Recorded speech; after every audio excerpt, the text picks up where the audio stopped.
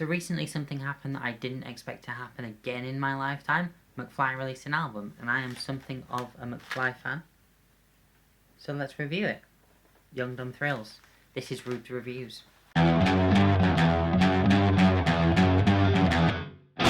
Hey you, how's it going? My name is Ruby Price, and as I said in the introduction, this is a review of McFly's 6th studio album, Young Dumb Thrills. So the first thing that is very important to mention is that it's been 10 years since we last had a brand new McFly studio record, and going into this album there are so many things that have changed in the music industry since then that I went into this record knowing that it was going to be different. I knew that this wasn't going to be, this wasn't going to be a sequel to any of the McFly records. This wasn't going to feel like an old McFly record unless I was very lucky.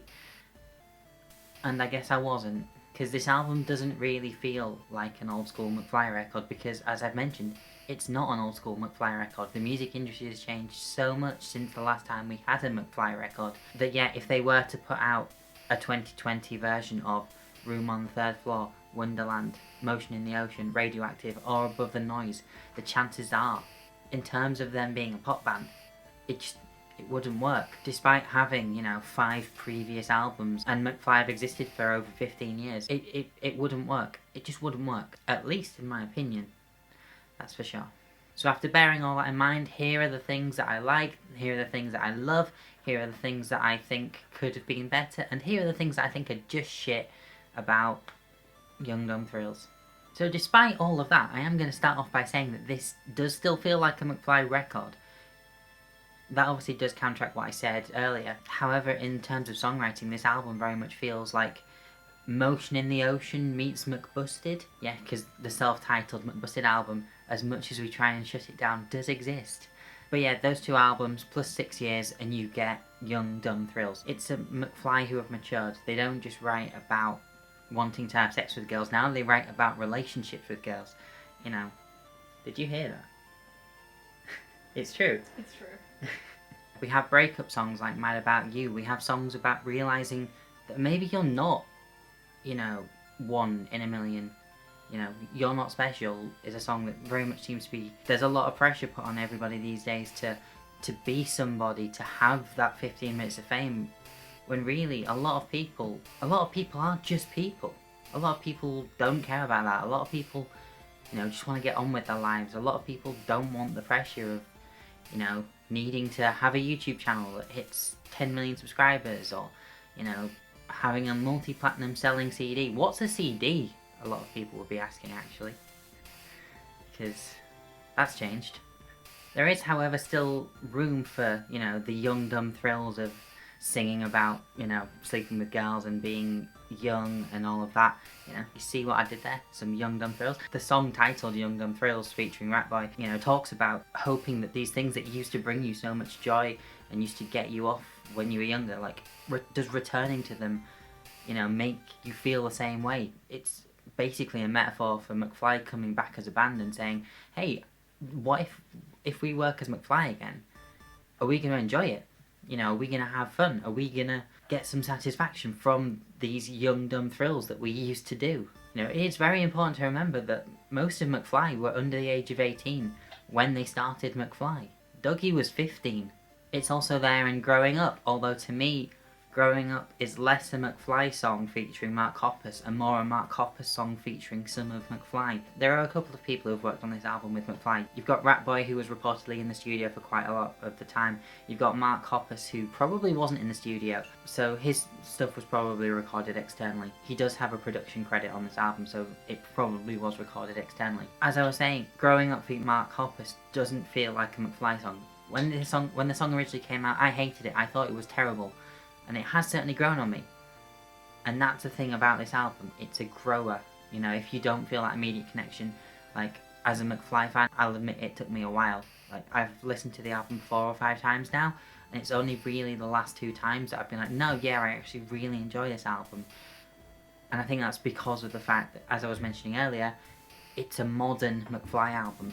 But the thing is as well, just to go back to that Mark Hoppus point, it's not an issue across the album that they were working with other people, because the Ratboy song, yes, you can feel the Ratboy influence. It sounds like the Ratboy songs that I've heard but it also feels like a McFly song, and that's the distinction. I should probably mention the singles, Happiness and Tonight is the Night.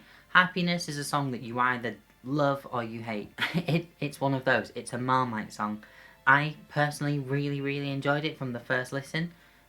Probably the second, let's face it. Stockholm Syndrome and all that. Yeah, Happiness is a song that you either love or you hate. Tonight is the Night is a bit like trying to take Heart Never Lies, but make it more visually upbeat. It's very, like, the tone matter of Tonight is the Night is very different to what it appears to be singing about. But in the run up to the album, like when we'd had Happiness, Tonight is the Night and Growing Up released, Tonight is the Night eventually became my favourite of the three. But by the time I've actually finished this album, no, my favourite songs are in the second half of this album, and I haven't even started talking about those yet. This album is a bit weird. In the streaming era, you put all your best songs that you think is going to happen at the front. Like, this happened before the streaming era, but it's very much become a staple of the streaming era of music.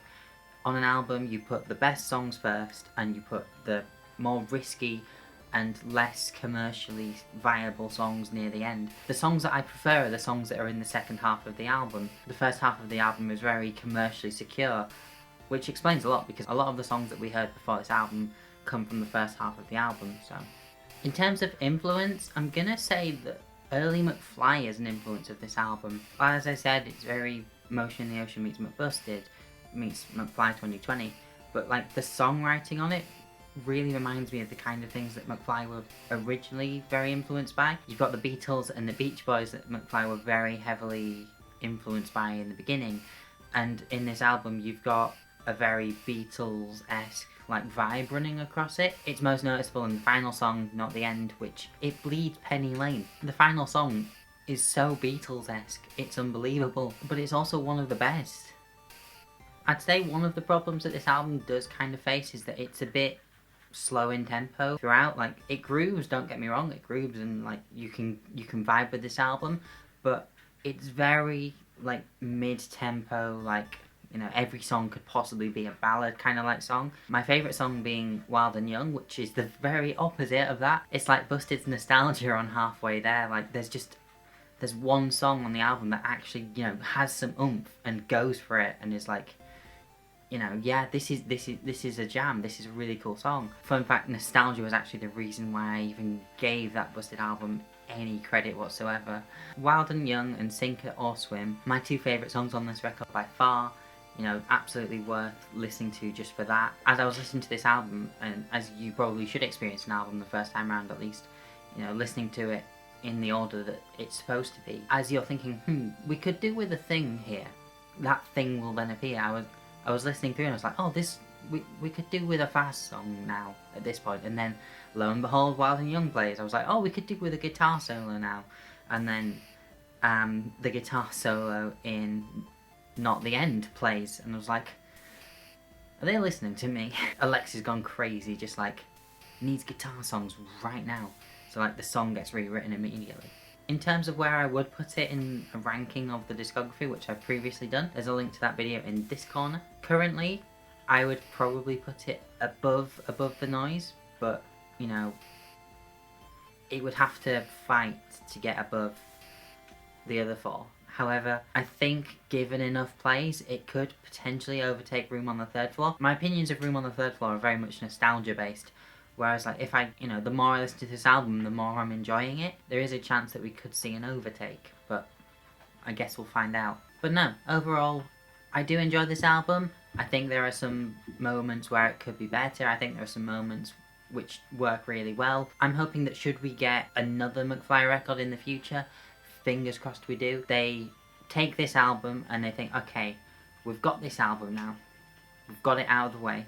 We've made another studio album. Let's take this and let's make it bigger and better. Because the thing that I miss most when listening to this album is the presence of the guitars, is the presence of Tom and Danny's vocals working together, because this album is very sectioned. You know, you've got Tom songs lumped together, you've got Danny songs lumped together, you've got Dougie and collaboration songs linked together. And I think that does sort of, you know, mess with the vibe of the album a little bit. But mostly, I just want Radioactive 2. It would just be fan service, but Radioactive 2. On a tangent, Radioactive works really well and doesn't really age because of the way that it was written. It was written, you know, as a rock album. It's a band album. It's 2 guitars, bass, drums, vocals, and some synth. That's what makes Radioactive, in my opinion, the best McFly album and the most timeless McFly album. And I do think that Young Dumb Thrills will probably suffer a bit from the time aspect of, you know, production, just because of it's been made to sound good in a streaming market. That's just my opinion, and if your opinion is any different of this album, please let me know in the comments below. I'd love to know where this album fits on your rankings. I'd love to know what you think of this album.